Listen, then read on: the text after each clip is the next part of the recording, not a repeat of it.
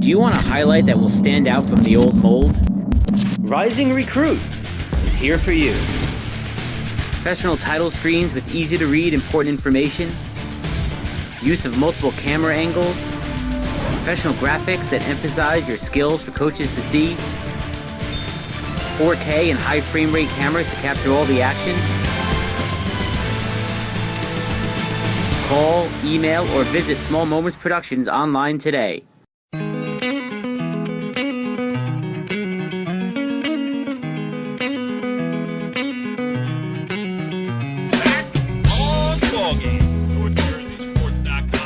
Original multimedia series talking all things basketball across North Jersey. This is the Talkin' Hoops edition, episode 6 for the 2016-2017 season. And we are here tonight to talk a little bit about the Bergen County girls basketball tournament, which enters its quarterfinal round this weekend at Fairlawn High School. I am Corey Doviak, being joined by the man that the show is named after, the original Ballgame, Richie Ballgame Barton. That's me, here in the flesh, just getting back from Pascack Valley as I parked. Now, by the way, let me tell you something. When you go into a game, people don't realize we're carrying lots of stuff. We're carrying lights, we're carrying a big tripod, camera, notebook, the whole bit. I walked, and by the way, I'm on crutches for anyone who doesn't know. I walked what felt like forever. It took me literally 20 minutes to get back and forth to my car. But when you see great girls basketball, it's all worth it. Where'd you have to park? Behind that church? Yes. Oh, I mean, really, come on. Can we get a conveyor belt or something? Like one of those escalators, airport escalators, where you don't have to walk, you just stand there? I mean, yeah, well, that would be great. That would be great if they had some sort of like conveyor belt that took me all the way across. But regardless, Go ahead. it was a good day, great hoops. Got to see a lot of people I hadn't seen in a long time. So let's get to it. Yeah, no, a lot of people are happy to see you out and about, including Brian Dunn. He will not be joining on this show because he did Richie B, I don't know if you got to listen to it, but he did the first ever on-location interview at the world headquarters of NorthJerseySports.com after his 18th seed Golden Knights knocked off number 2 Pascack Valley. I mean, did you listen to the interview? Did you notice a difference that it was done in the state-of-the-art recording studio? I did. I mean, when an interview like that is done in-house, I mean, it's hard not to notice. Really, the feedback has been off the charts. I mean, we'll have to do a lot more of that, although it kind of cost me an arm and a leg. But if you know what I mean.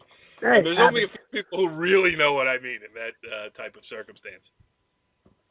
But anyway, all right, so you were at the round of 16. We got 8 teams left. We got number 1, Immaculate Conception, against number 9, Indian Hills. Indian Hills, a good win over Northern Highlands. Before I continue, I should mention that we will have a guest on the show, which is where I was going when I brought up the Brian Dunn. Our interviewee tonight will be Westwood head coach Charlie Collis. That after his team knocked off Ridgewood in the round of 16. 41-33. They are the number 5 seed. They will be playing number 4, Queen of Peace. So it will be interesting to get Charlie's take on what's going to happen there this weekend. Saddle River Day, the defending champion, took care of Richfield Park. Saddle River Day will play Ramapo. Ramapo, the number 11 seed, beat a short-handed Holy Angels. Not to take anything away from Ramapo. It was a good story. Emily Calabrese, 1,000 points for her career. She's also the NorthJerseySports.com Athlete of the Week. A feature currently running up there now. You can take a peek at that. Good interview done by Chris Victel. The other round of 8 game will be number 7 IHA against the aforementioned 18th-seeded Old Tappan. IHA took out Mawa in a close game, and Old Tappan pulled the stunner over Pascack Valley, 43-41 for Pascack Valley's first loss of the year. Richie B, you can talk a little bit about the round of 16 if you want, but let's get into this quarterfinals too. Round of 16. I mean, I got there for the very end of the Old Tappan game. And, I mean, what a win for Old Tappan. I mean, for them to finally come together after getting beat by 33 points 2 days earlier at Pascack Valley. It needed to be a virtually perfect game and a total team effort, and they got just that. And congrats to Brian Dunn. And I'm sure Pascack Valley will be incredibly motivated for the rest of the season, that's for sure. Great planning on our part, too, when we were discussing what games to cover over the weekend. Don't go to the Pascack Valley Old game. They just beat them by 35 2 days ago. Yeah. We're not going to cover I like that I go to my first girls game of the entire season. I get it wrong. Typical Richie Bergen there. Some things never change. No. IHA Mawa was a pretty close game the whole way. Mawa cut it. The interesting fact that I did write down, despite not getting my light to work, so I did not cover that game. Right.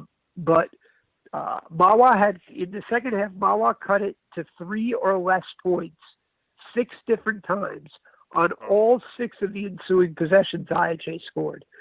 So, I mean, that just shows the maturation process that IHA has gone through. Anna Morris has really emerged in the middle. Katie Jones is back now, hit a couple big shots, including a big 3 that doubled their lead from 3 to 6 and kind of turned the lights out. IHA's tough. I mean, I know they're a young team, but I was impressed. I was impressed for sure. I saw IHA earlier this season. If you're going to get them, you better get them now because they're young and they're talented. I mean, I think their problem, their up and downness, if that's a word, this season has been just solely based on experience, not on talent. They are good when they're playing well, and they're going to be really good for the next 3 years for sure. I'm not counting them out of anything this year, though, because when you have talent like that and it plays together and, we're getting to be 20 games into the season here, too, so they're a lot better now than they were at the start of the season, and obviously our friend Steve Silver does a great job with that program. Oh, year in and year out. I mean, he gets them to compete for a full 32 minutes. They really always find a way to pull it together come crunch time. Yep. But listen, Oltapan IHA this week in the quarterfinals, Oltapan lost everybody from last year. Literally everybody. They had one player back, Sophie Downey, who came off the bench for him last year during that great Group 3 state championship run. And it was going to take time. If you listen to Brian's interview earlier this week, it's just it's not like he didn't have players. He just didn't have anybody who really knew what they were doing on the varsity level because they had never done it before. I covered them at the Poli tournament after a loss, and he said to me then, he said, I have kids who can put the ball in the basket. They just haven't shown it yet in games. Well, now they're starting to show it in games, and that IHA Oltapan game is maybe one of the premier games of this weekend. I would say so. I mean, they're all interesting in their own right, but that's the most intriguing one, just because, you really didn't expect a whole lot from either team coming into the season. And I think if you ask either coach if they're going to make the Bergen County semifinals before the season started, they probably would have given you a chuckle and said, oh, yeah, that's great. I can't wait to see you there. Yeah. But here they are. Now they're playing for a berth. And I think it's a great testament to those two coaches and the players on how they've progressed throughout the year. Yeah, and the other thing I'll just say this about Pascack Valley. Yeah, they were the number 2 seed, but Oltapan was not a number 18 seed. I mean, they've played everybody this year, and they've played pretty much everybody close. I mean, I think they got blown out. Obviously, they got blown out by PV 2 days before, and they got blown out earlier in the season by Saddle River Day when they were just adapting to the varsity level. Other than that, it's a couple 1, 2, 3 possession games, and their record looks a whole lot different. That's true. So tough draw for PV. All right, let's talk about Saddle River Day Ramapo. That one, Saddle River Day is just Michelle Sidor is just the best player in Bergen County for my money. I mean, no doubt.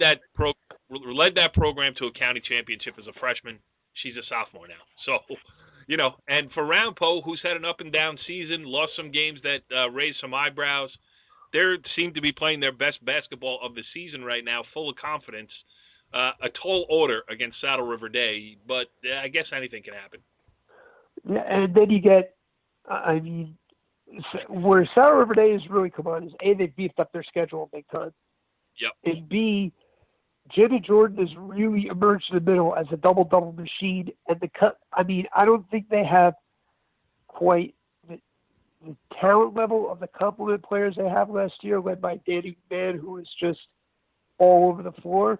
But they kind of have someone like that now in sophomore Jackie Wolak, who's averaging like 8 steals and 7 assists a game. Yep. And then you have, the Carolyn Carreras, Michaela McMahons, Maggie Kuntz.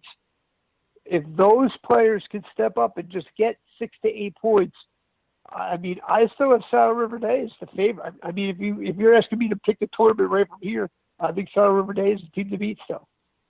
I agree with that. The other game in the quarterfinals, Immaculate Conception against Indian Hills. Listen, great story for Indian Hills to get this far. The number 9 seed knocked off Northern Highlands. We didn't cover that game, but you can only imagine that it was physical and close, 51-46. Indian Hills the victory. And listen, Indian Hills in the quarterfinals, that's a great run for the Braves and for Julie Halasian. Yes, first time they've ever made it to the quarterfinals. Think about how many years this county tournament has run. They've never make it. Playing with house money. We've talked about Angela Sarek and Aileen Carey being 2 of the, I like to say, more underrated players. There are a million of them. Right. Immaculate Conception, I think, is going to be too big inside. Danny Duell, Brienne Bellerin can really do it all, slash into the basket and crash the boards. But for me, Immaculate Conception goes as far as point guard Jordan McElmore takes them. When she runs the offense and doesn't turn over the ball, they seem to play great. And when she, has a couple turnovers in a row, it affects her on the defensive end, and it's noticeable. But I think, she just gets better and better each year. And, I think that's going to be – I think Indian Hills are going to hang around. I think they're going to compete. They're going to hang around, but I think it's going to end up being like an 8 to 10-point game.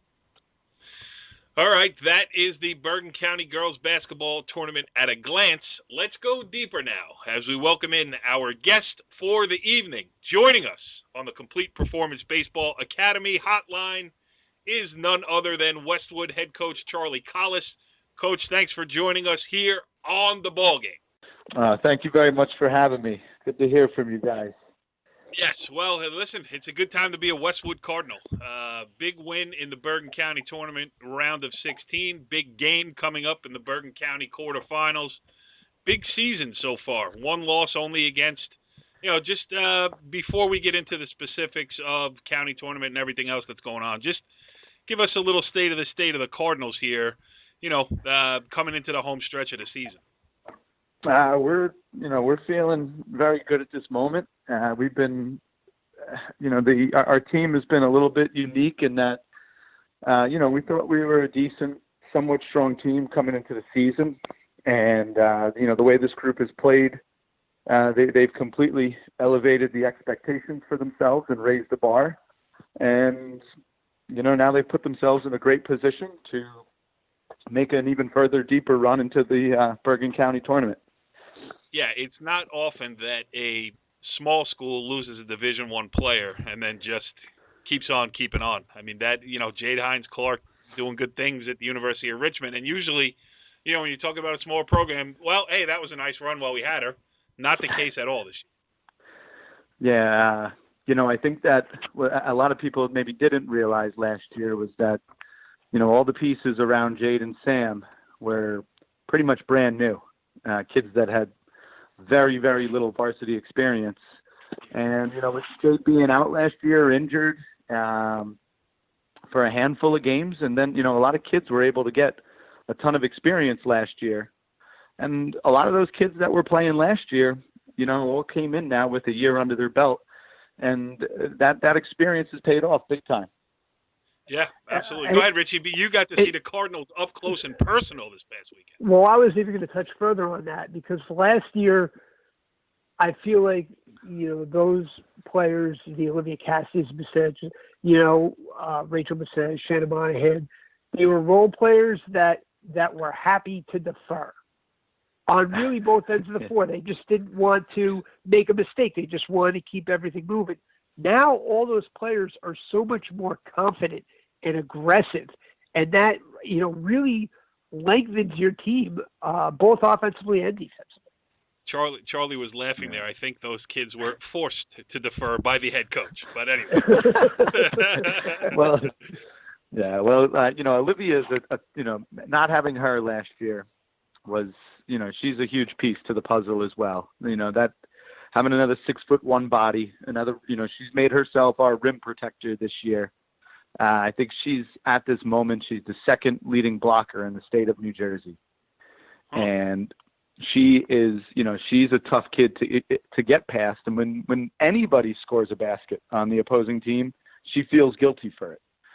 And she's taken on that role for us. Yeah. You have, having seen you early in the year, you have really the full complement. I mean, you guys can play inside, you can play outside, you can drive and dish, you can slash. Richie and I were talking, I think, Richie, when we were off the air last time we did a show or whatever, just talking basketball. And the thing about Sam McClutcher that I really like is that she can dribble the ball in tight spaces. A lot of times, not just in girls basketball, in high school basketball in general, you see a lot of kids, like they'll see a double team coming to them or, the baseline is closed down. First thing you do, pick up your dribble, lean back, and see where you can throw the ball. She seems to invite the traffic and is able to maintain her dribble in tight spaces, which is like such an underrated skill because it opens up so many other things and you're not in a panic mode. I mean, is that just the game I saw? Is that something you see all the time, Charlie? Yeah, no, that's something we see all the time. She's an extremely strong kid, her between, her with her arms, her legs, the kid, she's put together pretty well. And, that's where, sometimes teams think like Sam's she's only down low. All she can do is dribble down low and play with back to the basket. But Sam, the last 3 years usually has been one of our best point guards, where if you're going to send a full court trap on us, a full court press, Sam's going to dribble through it. And she's been very diverse, on kind of both ends of the court and able to do so many different things for us. And that's what, with this year, with having kids like Carly Danzinger, Shannon, and Monahan, kids that can play outside, that can dribble, drive, and slash, it's helped Sam out tremendously, where Sam doesn't have to do everything now. She can kind of focus on a specific aspect of the game and take care of that role. Yep. Go ahead, Richie. Heading into the Queen of Peace game in the Bergen County quarterfinals, really in 4 out of your last 5 games, you've had your struggles in the first half. Talk about what you need to do in the first half, because if you get down early against Queen of Peace and you let them get rolling, they would be a tough team to stop. Yeah, we definitely have. I think that our group, one thing we don't, we sometimes maybe play to the level of the competition. And I think sometimes that's what we find ourselves doing in a half. Sometimes it's a quarter. Sometimes it's the third quarter where we've actually had some explosive first halves, and then third quarter comes out and we come out a little bit flat. And that's where this group is special in a certain way, where they come out and they know what they're up against, and they're going to raise the level of their game. And they're not going to let, a team like Queen of Peace jump out to a 12-0, a 15, a 12-2, a 15-2 start. They know that they can't let those type of possessions or, let them kind of have their way. And, it's something I got to do a better job with this team, is kind of pushing them and making sure they're ready to play 4 quarters of basketball. And that's something that we'll emphasize in the next day or two. Yeah.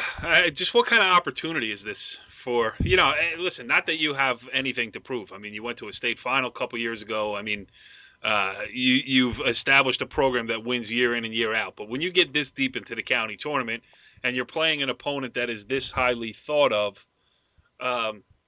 win or lose, it's such a great opportunity for a program like a Westwood to, if you lose, I don't know how you look at it, but from Richie and I's point of view as pundits over here, if you lose, you're supposed to. If you win, it's the best story of the year so far. So, just talk about that aspect of it. Yeah, well, it would be a first time for Westwood girls basketball to be in the semifinals of the Bergen County girls basketball tournament, somewhere we've never been. And, this group, there's been a lot of firsts with this group. The last 4 years, Our teams have been, there's a lot of things they've never done before. This was the highest seed we've ever received in the Bergen County girls basketball tournament since it started, I think in 74 or 75. And for, somebody like, our senior Samantha McClutchy, that's kind of made it, like her goal to kind of take this program to places where it's never been.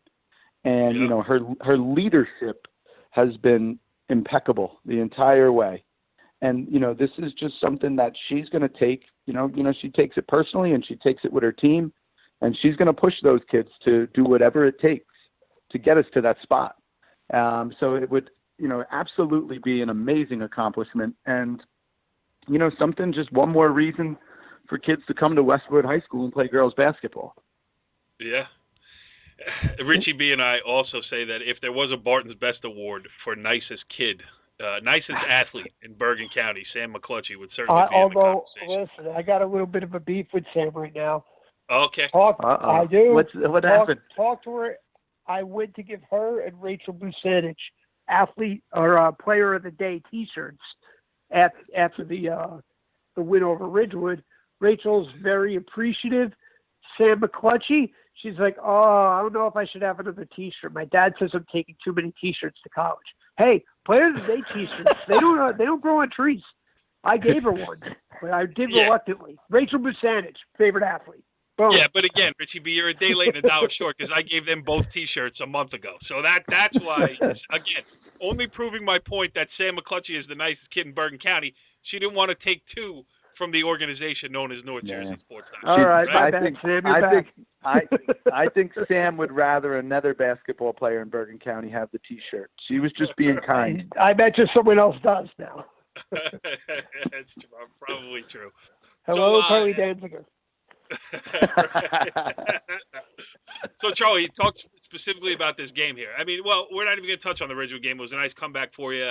Richie B wrote a great story on NorthJerseySports.com, so we'll leave that there. But what do you got to do in this Queen of Peace game to stay in it? Richie had seen Queen of Peace too. Very talented, very athletic, not very deep. So how do you push their wind a little bit? Yeah, well, Farley, obviously, Raven Farley is a tremendous player. That's a kid that you got to keep away from the rim. You got to reduce. I think she averages somewhere around 13, 14 rebounds a game. So you got to knock that number in half. And I think, she's scoring in upwards around 16, 18. Again, that's another number. If we can keep to 8 to 10, that's one way we can knock some of the scoring off there. And usually if you keep her around 8 to 10, that means she's getting less rebounds because that's usually how she's scoring on some putbacks. So, she'll be a main focus of kind of containing her. And, we have some pieces there to do that. But the other thing is too, they've got a whole bunch of shooters, kids that can knock down threes, and, making sure there's good closeouts on those shooters. And then from our side, on the offensive end, we've got to attack them.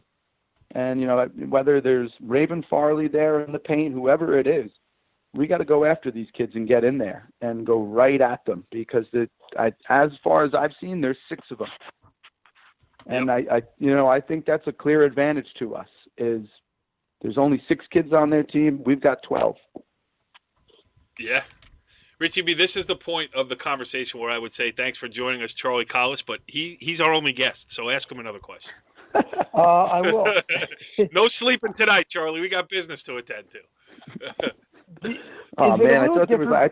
You told me there was 3 other coaches coming on tonight, Richie. They all canceled. It's all you. Is it a little different going into this game because everyone coming into their game against you is saying, all right, this is the game we've marked on our schedule since day one. We want a shot at Westwood. And now here you are, 16 or 17-1, and you're playing with house money. You really, as Corey said, if you lose, from the seed you were supposed to, and if not, it's the greatest story ever. I say all the good stuff. And you do say all the good stuff.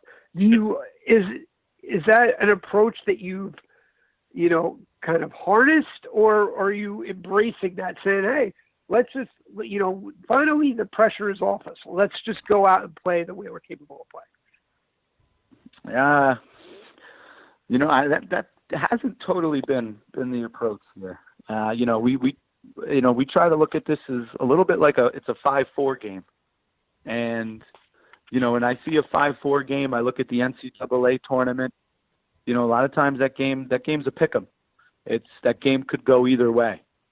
And, that's kind of the approach on how we feel. This is a game that can go either way. We've got flaws. They're a very good team. They're not perfect either, though. And we definitely, we have our flaws as well. But we look at, this game as an absolutely winnable game for our team, for our program. But we will try to take the pressure completely off our kids, and put it all on Queen of Peace, without a doubt.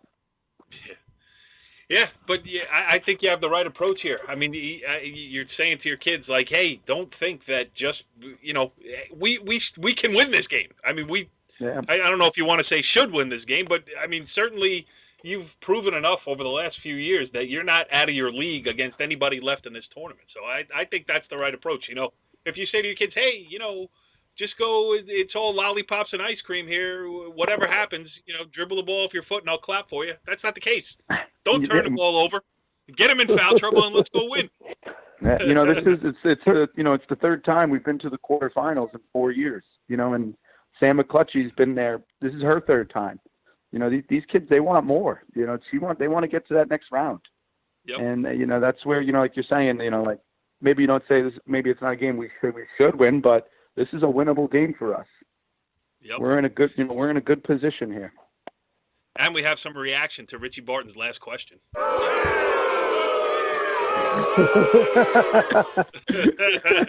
The Westwood crowd booing Richie B. I'm hard. trying to cultivate the Westwood underdog theme going on, but they haven't been an underdog all year.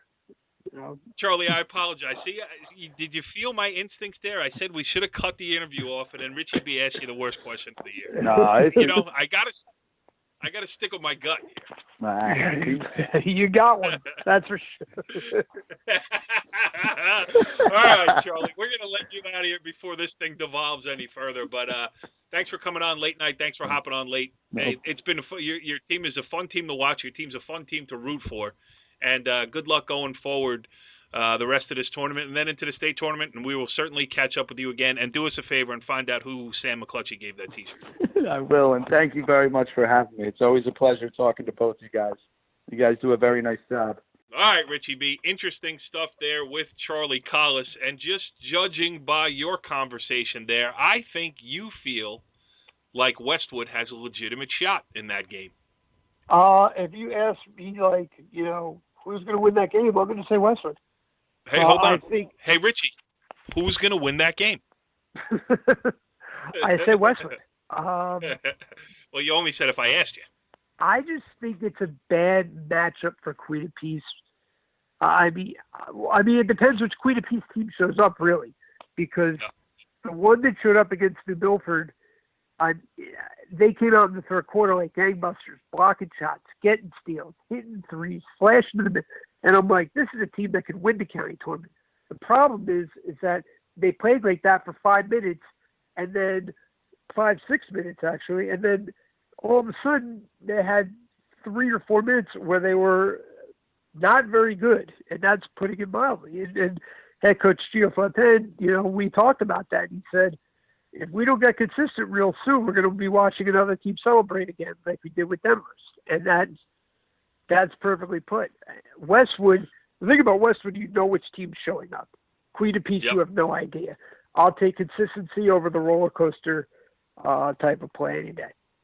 Richie B, calling the upset. I am going to have to take Queen of Peace in that game just because we've given out T-shirts just about everybody on Westwood, so it'd be nice to give out a couple of Queen of Peace. But let's pick the rest of the tournament. All right, so you got Westwood. I got Queen of Peace. Ulta Pan IHA. Who do you got? I'm going with IHA. I was impressed by their resolve and how, again, every time Iowa got close, they scored. They just never, confidence never wavered. No one ever got nervous, which is really rare for a team so young. I'm going to stick with the number 18 seeded Old Japan Golden Knights. Oh, like you would ever go against Old Japan, ever. Okay, moving on. Saddle River Day Rampo, Richie B. Saddle River Day. I think Rampo hangs around the first half because of their athleticism. Saddle River Day is deeper than they get credit for, and Michelle Cedar, while by far and away the best player in the county, is not just a one-man show. Saddle River Day pulls away. I think it's going to be like a 20-point win. As hard as it is for me to do, I'm going to follow you down that path. Let me ask you one more question about Michelle Cedar. Now, she scored her 1,000th point like in the first or second week of this season, of her sophomore season. What do you think we're looking at there for a point total? Make a prediction there. She's getting over 3,000. Yeah, I agree with you. I mean, and that's crazy when you think about it. Yeah, because right. a lot of those role players are younger players too. I mean, they're only going to get better. That's going to make her better. And she's not someone who just chucks and scores. I mean, you're talking about someone who can really handle the ball, defends well. Great kid. Great kid. Total package. Yep. And let's just hope she stays healthy, and it'll be interesting to see what the final tally is at the end of what's going to be one of the greatest careers in Bergen County history. All right, and the other game, Immaculate Conception against Indian Hills. Richie B, what says you? Well, in case you missed it from when you asked me about a minute ago, I kind of broke it down. But did you pick the winner? I did pick the Immaculate Conception. I said by 8 to 10. But Joey Huasian is going to coach those girls up, and they're going to hang. This is not going to be a cakewalk for Immaculate Conception. All right, I'm going to take your lead there, and I'm picking Indian Hills in an upset. Why not? Right? Hey, we do pictures at Indian Hills now too. So let's take Indian Hills, and I'll take the ridicule for it next week if necessary. I ain't afraid of you, Richie B. Good stuff here on this edition of the Ball Game. Charlie Collis, much appreciated for joining us late and on late notice. Games all weekend. We will get to what we can, and what we don't get to, we will talk about next week on a future edition of the Ball Game. Follow the leader.